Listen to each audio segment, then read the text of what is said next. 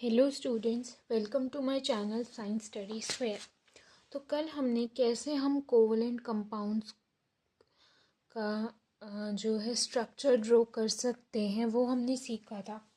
तो उसमें जैसे मैंने आपको बताया था कि CH4 जो कि है मीथेन, उसका स्ट्रक्चर कैसे है।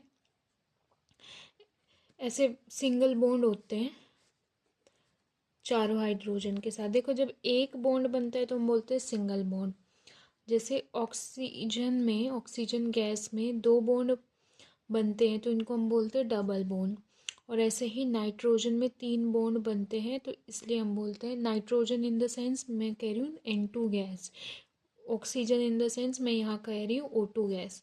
तो यहाँ क्या बोलते हैं, यहाँ क्या बनते हैं, तीन बॉन्ड बनते हैं जिन्हें इंग्लिश में हम ट्रिपल बॉन्ड कहते हैं। ठीक है, अब हम पढ़ेंगे कि ये जो कोवलेंट कंपाउंड्स हैं इनका जो मेल्टिंग और बॉइलिंग पॉइंट होता है वो Q जो है कम होता है।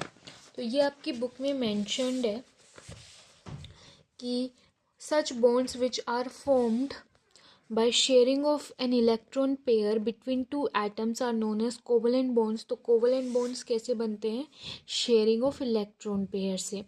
और इलेक्ट्रॉन पेयर क्या होता है, एक इलेक्ट्रॉन पेयर। तो और एक इलेक्ट्रॉन पेयर में कितने इलेक्ट्रॉन्स होते हैं, दो इलेक्ट्रॉन्स होते हैं। तो ये एक बॉन्ड बना, ठीक है, ये एक बॉन्ड कितने पेयर ऑफ इलेक्ट्रॉन की शेयरिंग से बना है, एक पेयर ऑफ इलेक्ट्रॉन की शेयरिंग से। एक पेयर ऑफ इलेक्ट्रॉन में कितने इलेक्ट्रॉन्स होते हैं, टोटल दो। ऐसे ही सेम यहाँ दूसरे बॉन्ड में भी होंगे। तो 2+2=4, तो टोटल 4 इलेक्ट्रॉन्स की जो है शेयरिंग हुई है। Covalently bonded molecules are seen to have strong bonds within the molecule।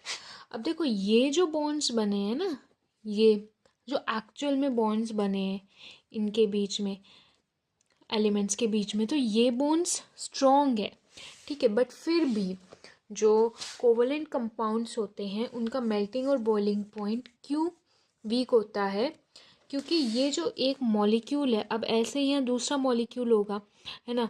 तो यहाँ इन दो मॉलिक्यूल के बीच का जो फोर्स है, जो इंटरमॉलिक्यूलर फोर्स है, वो वीक है और वही रिस्पॉन्सिबल है कोवलेंट कंपाउंड्स की low melting and boiling point, low melting and boiling point। So covalently bonded molecules are seen to have strong bonds within the molecule, but intermolecular forces are weak। This gives rise to the low melting and boiling point of these compounds। Since the electrons are shared between atoms and no charged particles are formed, such covalent compounds are generally poor conductors of electricity। तो इसका reason तो मैंने आपको पहले ही बता दिया था कि क्यों कोवलेंट कंपाउंड्स जो है पुअर कंडक्टर्स होते हैं इलेक्ट्रिसिटी के, क्योंकि ये ना तो आयंस जनरेट करते हैं ना फ्री इलेक्ट्रॉन्स को जनरेट करते हैं।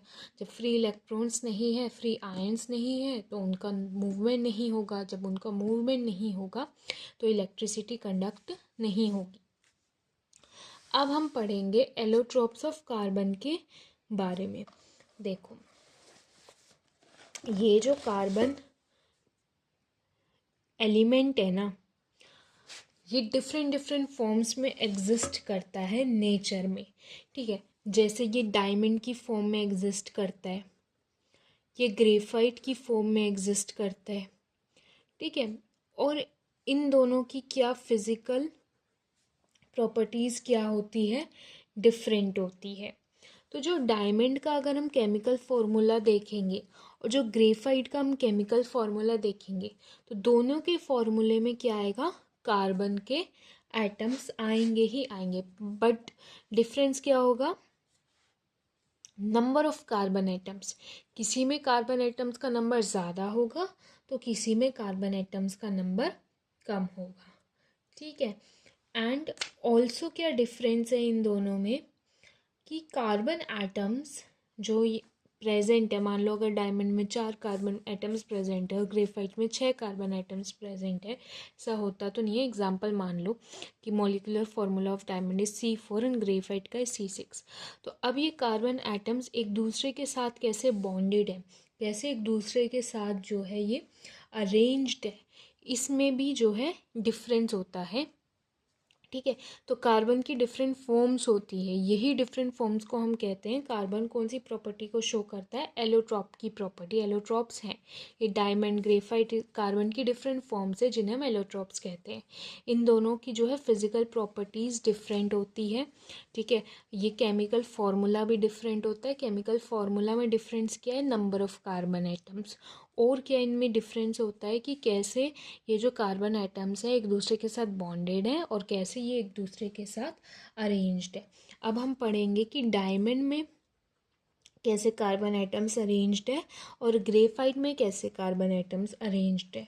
तो डायमंड में क्या है, एक जो कार्बन एटम है ना वो कोवलेंटली बॉन्डेड है टू 4 अदर कार्बन एटम्स। तो एक कार्बन एटम जो है कोवलेंटली बॉन्डेड है 4 अदर कार्बन एटम से। ऐसे ही ये भी कार्बन एटम कोवलेंटली बॉन्डेड है आगे के कार्बन एटम से। एक यहाँ होगा, एक यहाँ और एक ये ऑलरेडी इसके साथ बॉन्डेड है। ऐसे ही सेम यहाँ पे भी बॉन्डिंग होगी और ऐसे ये चलता जाएगा। ऐसे आपका डायमंड का स्ट्रक्चर बनेगा। डायमंड का जो फाइनल लुक आता है वो कैसा आता है? एक जो 3D जो स्ट्रक्चर बनता है ना, एक 3D स्ट्रक्चर बनता है। और वो स्ट्रक्चर कैसा होता है? वो हार्ड होता है, रिजिड होता है। डायमंड बहुत हार्ड होता है, डायमंड बहुत रिजिड होता है। ग्रेफाइट में क्या है, एक कार्बन एटम कोवलेंटली बॉन्डेड है, ठीक है, टू 3 कार्बन एटम्स। यहाँ क्या था, एक कार्बन एटम 4 कार्बन एटम से कोवलेंटली बॉन्डेड है, पर यहाँ एक कार्बन एटम जो है 3 कार्बन एटम से कोवलेंटली बॉन्डेड है। सेम यही 3 कार्बन एटम से कोवलेंटली बॉन्डेड होगा और ये भी ऐसे ही 3 कार्बन एटम से कोवलेंटली बॉन्डेड होगा और ऐसे आपका ये स्ट्रक्चर बनता जाएगा। और ये जो कार्बन एटम्स है ना, जैसे ये एक कार्बन एटम है, ठीक है, ये ऐसे 3 कार्बन एटम से जुड़ा हुआ है ना। ऐसे ही ये 3 कार्बन एटम से जुड़ा हुआ है, ऐसे ही ये 3 कार्बन एटम से जुड़ा हुआ है।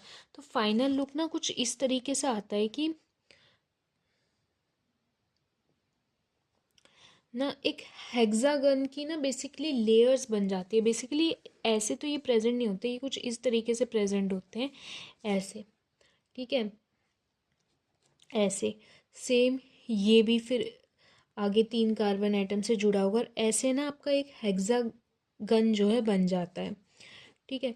तो बेसिकली यहाँ ऐसे चलता जाएगा और यहाँ पे भी एक हेक्सागन बनेगा, ठीक है। तो ऐसे ना हेक्सागन की लेयर्स में जो है प्रेजेंट है ये कार्बन एटम्स सेम प्लेन में, ठीक है। अब आप ये सोचोगे कि एक जो कार्बन एटम है वो 3 कार्बन एटम से कोवलेंटली बॉन्डेड है, लेकिन कार्बन को 4 बॉन्ड बनाने हैं अपनी वैलेंसी को कंप्लीट करने के लिए। तो इनमें से क्या होगा, जैसे इसने ये 3 बॉन्ड बना रखे हैं ना, तो अभी इसका चौथा बॉन्ड कहाँ है? तो चौथा बॉन्ड ना कहीं डबल बॉन्ड होगा। वो किसी ना किसी कार्बन एटम से उसने जो है अपना डबल बॉन्ड बना रखा होगा। तो बस हमें इसमें ये याद रखना है कि डायमंड में एक कार्बन एटम 4 कार्बन एटम से जुड़ा हुआ है, ग्रेफाइट में एक कार्बन एटम 3 कार्बन एटम से जुड़ा हुआ है। इसमें सिर्फ सिंगल बॉन्ड्स प्रेजेंट है, यहाँ डबल बॉन्ड्स भी प्रेजेंट है। फाइनल एक 3D स्ट्रक्चर आता है जो कि रिजिड होता है, हार्ड होता है। ग्रेफाइट में ये कार्बन एटम्स ना सेम ही प्लेन में अरेंज्ड है और एक हेक्सागन की फॉर्म में जो है इन्होंने अपने आप को अरेंज कर रखा है। हेक्सागन की लेयर्स है, एक के ऊपर एक के ऊपर एक, ठीक है। अब ये देखो different arrangements and different number of carbon atoms ने किसको बर्थ दिया? डायमंड को दिया, ग्रेफाइट को दिया, जो क्या है डिफरेंट फॉर्म्स है कार्बन एटम की, ठीक है। तो इनकी ना याद रखना कि केमिकल प्रॉपर्टीज तो सेम होती है डायमंड और ग्रेफाइट की, लेकिन जो फिजिकल प्रॉपर्टीज होती हैं वो जो है डिफरेंट होती है, ठीक है।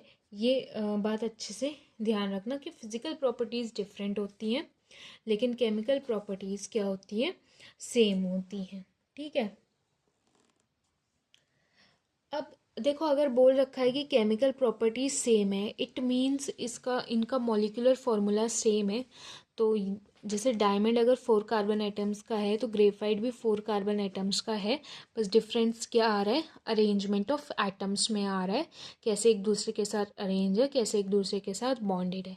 मैंने ये जस्ट एग्जांपल लिया है कि 4 कार्बन एटम्स है, होते बहुत सारे हैं, बट ये एक एग्जांपल मैंने आपको बताया है कि लिखा हुआ है बुक में कि केमिकल प्रॉपर्टीज सेम है, तो इट क्लियरली मेंशन्ड होता है इस पॉइंट से कि इनका मॉलिक्यूलर फॉर्मूला सेम होगा।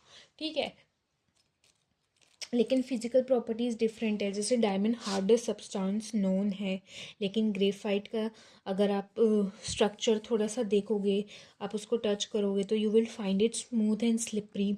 ठीक है, graphite is a very good conductor of electricity. ठीक है, तो ये इनकी जो है फिजिकल प्रॉपर्टीज़ में डिफरेंस आता है।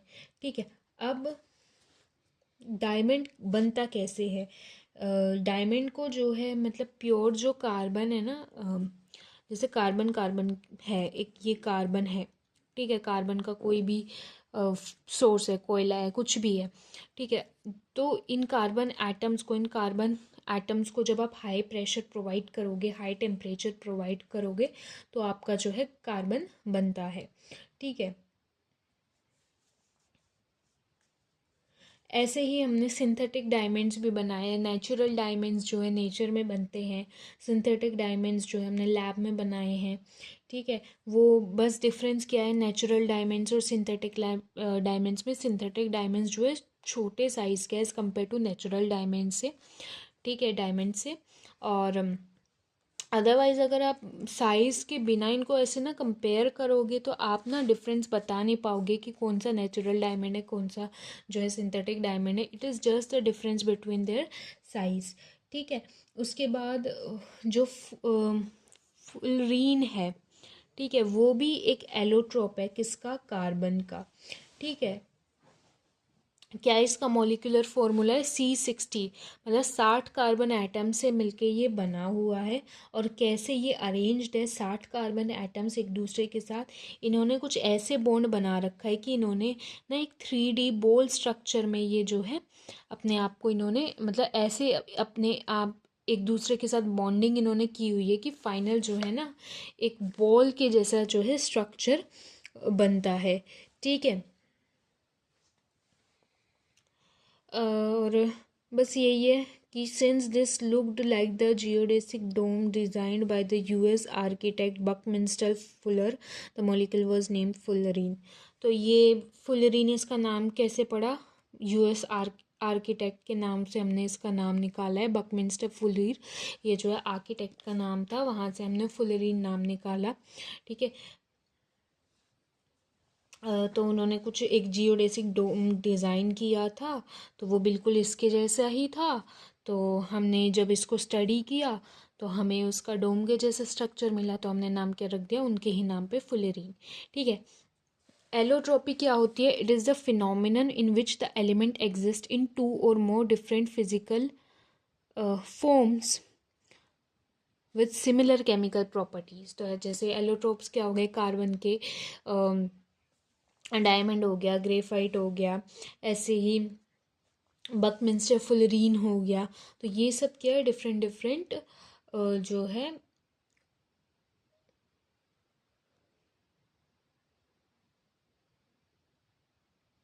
डिफरेंट डिफरेंट एलोट्रोप्स हैं कार्बन के। तो आज के लिए हम इतना ही पढ़ेंगे। Thank you so much for watching my video. If you found the video helpful during your preparation for board exams, then hit the like button. Also share and subscribe my channel. Thank you.